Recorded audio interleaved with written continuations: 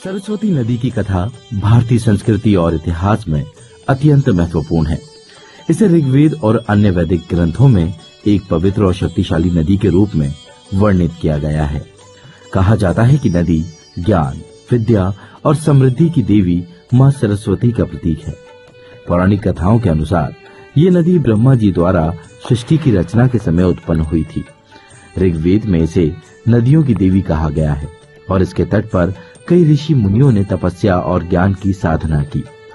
उत्तराखंड के चमोली जिले में बद्री धाम से लगभग 54 किलोमीटर आगे 17,950 फीट की ऊंचाई पर स्थित देवताल झील को सरस्वती नदी का उद्गम स्थान माना जाता है।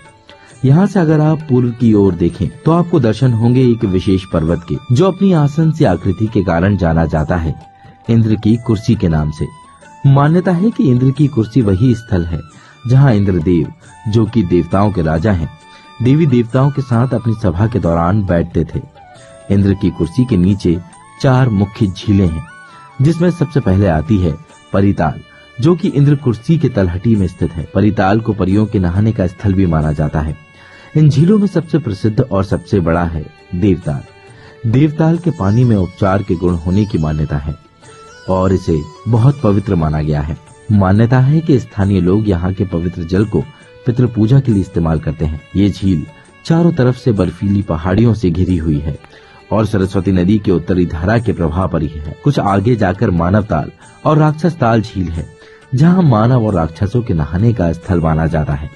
वहीं सामने की ओर सरस्वती ग्लेशियर है, जिसे सरस्वती नदी का मुख्य स्रोत माना जाता है। सरस्वती नदी हिमालय के 2 विशाल खंडों को भी अलग करती है, गंगोत्री रेंज और कामेट रेंज।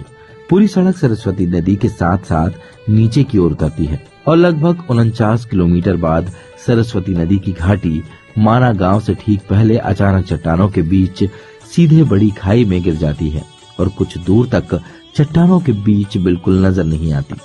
माना जाता है कि सरस्वती नदी यहाँ से बहुत तेज बहती थी। इसी शोर के कारण वेद व्यास जी, जो गणेश जी को महाभारत का उल्लेख कर रहे थे, ध्यान नहीं लगा पाते थे। इस कारणवश उन्होंने सरस्वती नदी को शांत होने के लिए शापित किया, जिसके बाद सरस्वती नदी यहाँ विलुप्त हो जाती है और फिर प्रयागराज में प्रकट होती है। प्रयागराज में मां सरस्वती गंगा और यमुना में त्रिवेणी संगम से पहले सरस्वती कूप में दोबारा नजर आती है।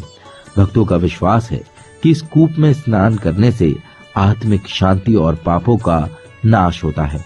ये स्थल विद्या और ज्ञान के साधकों के लिए एक पवित्र स्थान माना जाता है।